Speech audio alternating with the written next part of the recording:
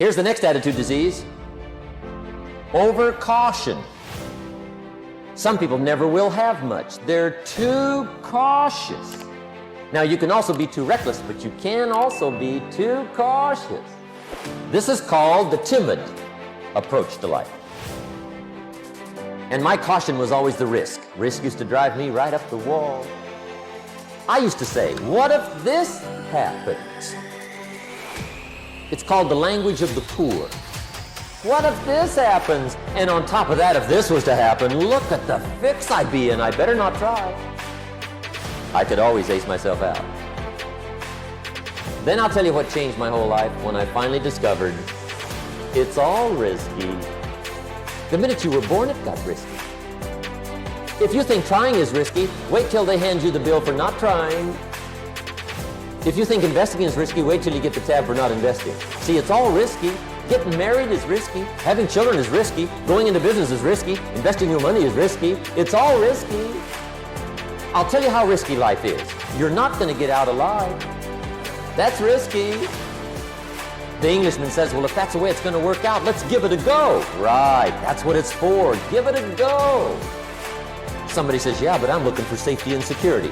Fine, then huddle in a corner. We'll cover you with a sheet, bring you 3 meals a day. And we'll protect you, feed you, look after you, care for you. We won't let anything happen to you. And you'll probably live to be 100.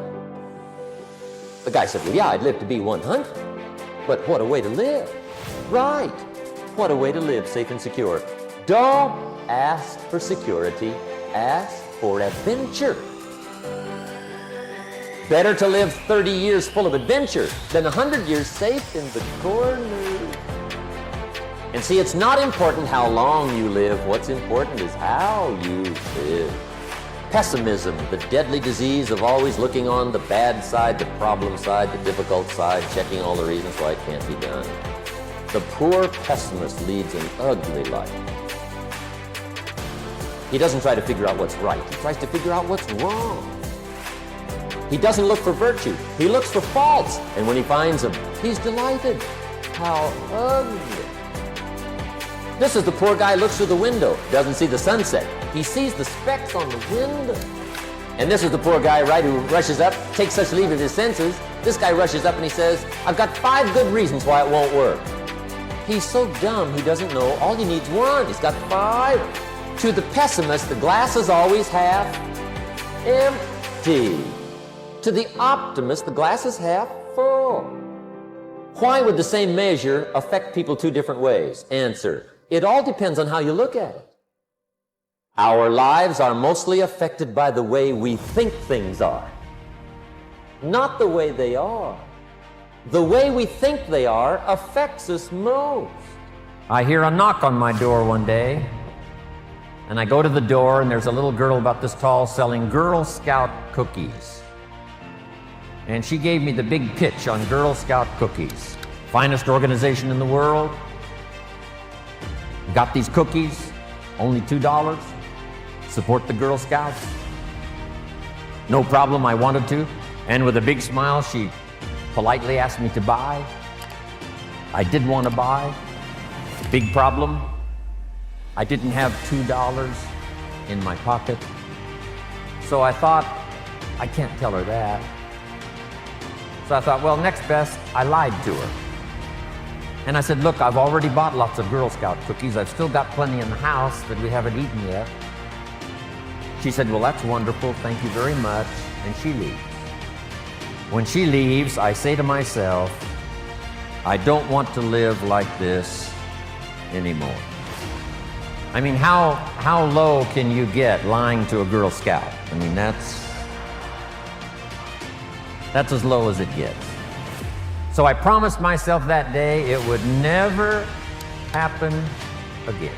The first essence of life, and that is self-preservation, to produce enough to take care of yourself. The instructions given right to the couple that left the Garden of Eden. One was to multiply. It's a lonely place with only 2 people. But here were the next instructions, to be fruitful. How fruitful, how productive should one be?